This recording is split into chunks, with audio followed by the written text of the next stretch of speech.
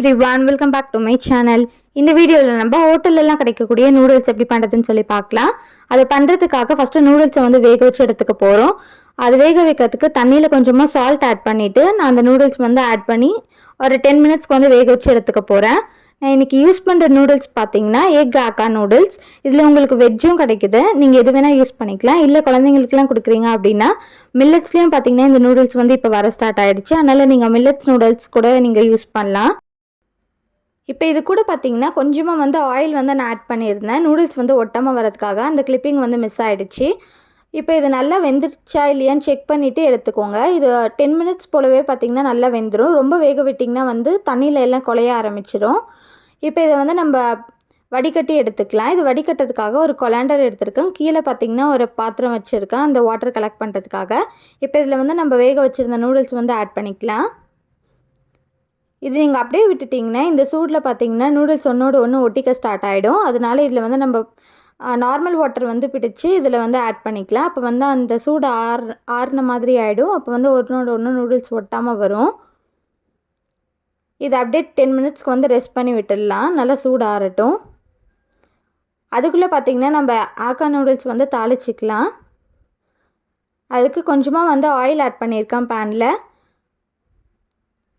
இப்போ வந்து ஒரு ஆனியன் வந்து ஸ்லைஸ் பண்ணி வச்சுருந்ததையும் ஆட் பண்ணியிருக்கேன்.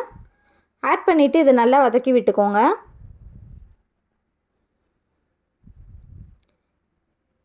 இது நல்லா வதங்கினதுக்கப்புறமா நம்ம கட் பண்ணி வச்சுருக்க வெஜிடபிள்ஸ்லாம் ஆட் பண்ணியிருக்கலாம்.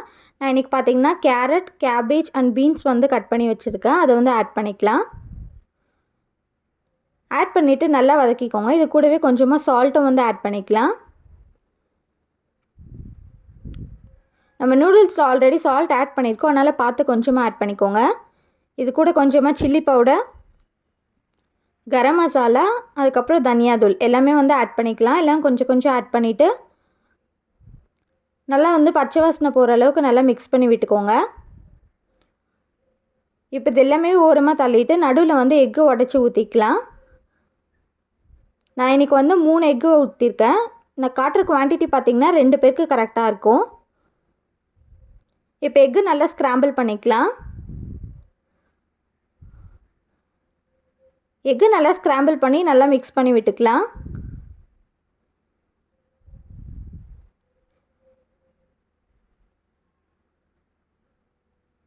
நல்லா மிக்ஸ் பண்ணி விட்டதுக்கப்புறம் இதில் வந்து நான் சோயா சாஸ் வந்து ஆட் பண்ண போகிறேன்.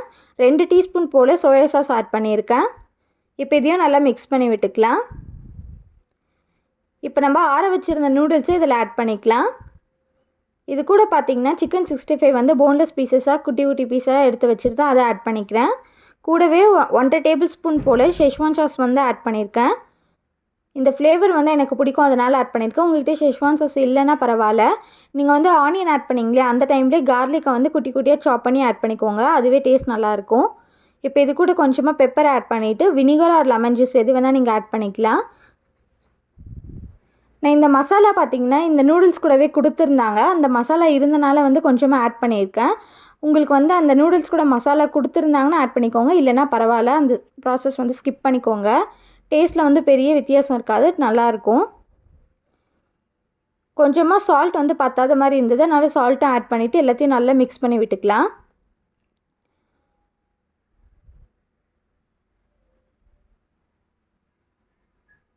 சூப்பரான நூடுல்ஸ் வந்து ரெடி ஆகிடுச்சு. இந்த வீடியோ உங்களுக்கு பிடிச்சிருந்தா என்னோடய சேனலுக்கு மறக்காமல் சப்ஸ்கிரைப் பண்ணிக்கோங்க.